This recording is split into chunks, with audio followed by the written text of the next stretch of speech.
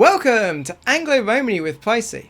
I'm Pricey, and this is the series where I look at the etymology of words that I grew up with as part of the Anglo-Romani paralanguage / dialect, and use it as a lens for looking at the history and culture of Romani gypsies in the UK today.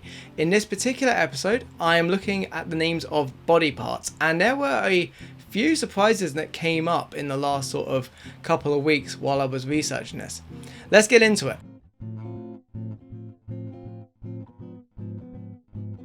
So the inspiration for this month's episode being on body parts came from a snippet of conversation I overheard between someone who I work with and a carer. And the carer said something about their muri, like, oh, you know, you've got something around your muri. And I sort of looked at them quizzically before asking if they had any Romani connections. And over the conversation that ensued, it turns out that they didn't. They had no idea. It was just a word that they knew from growing up in Kent. And I haven't lived in Kent very long, so I don't know if this is a commonly known word here. But if you happen to know this word and you know you haven't grown up with the Anglo-Romani dialect, then do tell me whereabouts in the country you're from. I'd be very interested. So muri means mouth, but in some contexts it can also mean face, and if you're ever trying to remember this word, just think of a cow's mouth and how that can be rather muri. In terms of where this word came from, it's pretty straightforward, coming from the Sanskrit mukha via the Saraceni Prakrit muha, and it has contemporary relatives in other Indian languages such as Hindi.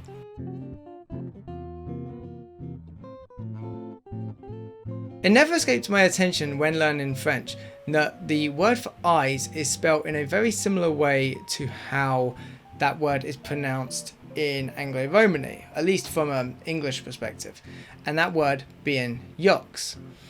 But when I looked into this, it turns out that it didn't really have a French connection at all. And as usual with this series, it typically could be referred back to those ancient Indian languages like Sanskrit and Saraceni Prakrit. But what I did come across while researching this word was that a whole host of languages from a very broad geographic range can trace their word for eye back to a common ancestor. The Anglo-Romani word yok can be traced back rather quickly to the continental Romani juk, or at least that's how I think it's pronounced, and then that in turn is traced back to the Prakrit Akhi, and then that in turn is traced back to the Sanskrit Akshi. But it doesn't end there. See, the Sanskrit Akshi has a couple of cognates, that is to say sort of cousin words across different languages.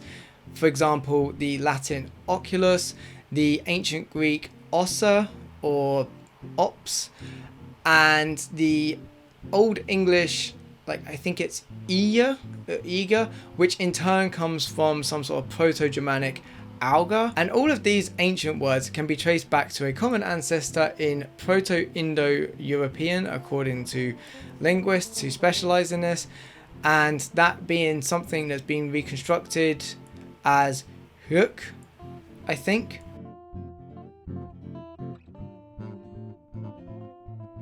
Here in Britain, the name Kori isn't particularly common like it is in America, and during my childhood, this was probably a good thing because I would have probably laughed at the name.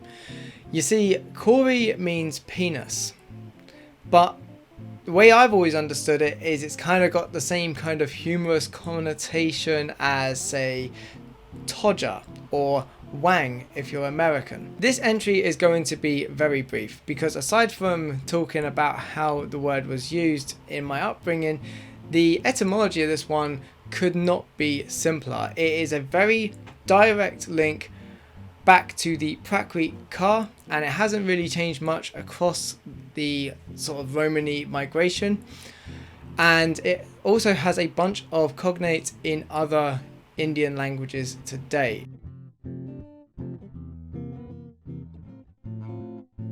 Continuing on with the theme of British context, let's talk about a word that is so embedded in British English slang that I didn't know, and I don't even think my dad knows, that this word was originally Romany and has just been picked up over the time from the presence of Romanis here in the UK. The word is Mindj, and in the context of British English, this is a word I actually hate because it is a very sort of vulgar slang term for a woman's genital area, not just the vagina but the whole area, and I'll come to a reason for this in a bit. I can only hope that it was used more respectfully by Romanis in the past when they first arrived in the UK, but I have no idea really. Now, there are two theories as to where this word comes from, with the leading theory being that Romanis picked it up from the old Armenian Mindj, I think that's how it's pronounced, and this word refers to the middle of something. Now, it's not just like the middle as in the dead center, but also like middle as in sort of top to bottom middle, so the waist area, as well as the inside of something and the interior of something. So you can kind of piece together how this word came to be used to represent a vagina. The other proposed origin for this word and how it came to be used in Anglo-Romani is that it comes from the Latin mingere, which is Latin for to urinate.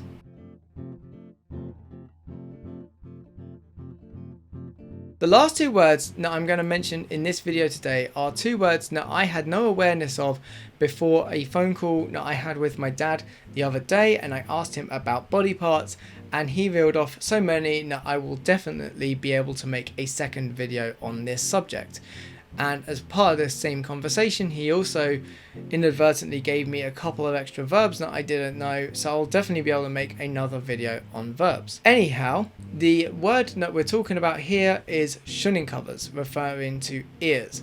Now, this is kind of interesting because in the Romany project dictionary that I very commonly refer to, Shunningkovvas doesn't come up. And I happen to know that Shunningkovvas literally translates to listening things. And this is interesting because it shows you how the Romany language has deteriorated but also kind of adapted to its new context within Britain. As I mentioned, Shunningkovvas literally means listening things. And I'm going to talk about the word shun, meaning listen, in a future video on verbs, and I'm going to talk about covers and how cover is used in a whole other video dedicated to that. But I'm not going to leave you completely empty-handed.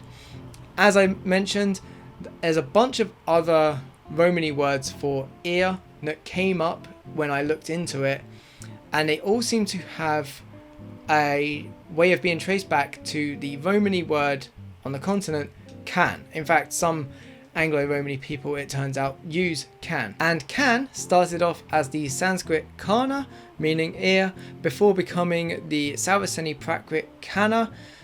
And again, this word has a whole bunch of contemporary relatives in modern Indian languages. If you're a Romani person in the UK and you have a word for ear that I haven't mentioned, or that you are one of these people that use can or ka or cam, something along those lines, then do let me know.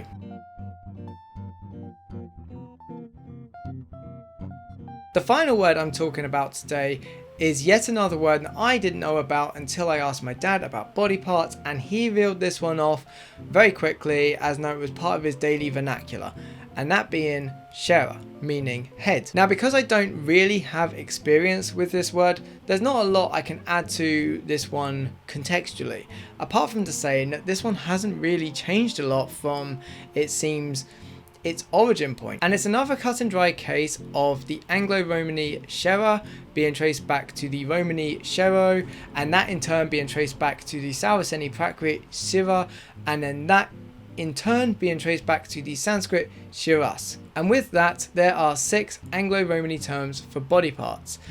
Please let me know if you learned something from this video, and do let me know if there are other connections that you have either to these words or words meaning the same thing but happen to be different that are also Romani that you know of, and I'll be very interested to join in with that conversation. And feel free to check out the rest of this series if you haven't already for more Anglo-Romany stuff, as well as, if you fancy it, the rest of my channel where I discuss like music and play a bunch of old video games. And with that being said, have a good one.